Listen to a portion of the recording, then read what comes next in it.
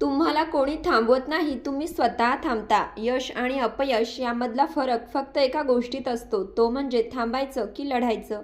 कधी तुम्हाला असं वाटलं आहे का की तुमच्यात खूप टॅलेंट आहे, पण तरीही तुम्ही आयुष्यात पुढे जाऊ शकत नाही?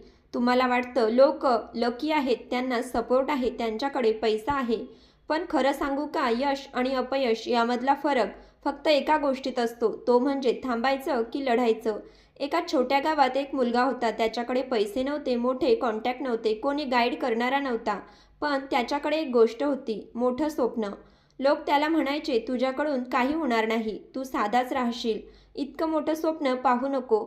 पण त्याने एक गोष्ट ठरवली, लोक काय म्हणतात ते नाही, मी काय करतो ते महत्त्वाचं आहे. पहिल्या दिवशी तो पडला, दुसऱ्या दिवशी पण अपयश आलं, तिसऱ्या दिवशी लोक हसली. पण तो थांबला नाही, कारण त्याला माहीत होतं, यश मिळवणारे लोक वेगळे नसतात, ते फक्त हार मानत नाहीत. आज ज्यांना तुम्ही सक्सेसफुल म्हणता, त्यांनी सुद्धा 1000 वेळा अपयश पाहिलं आहे.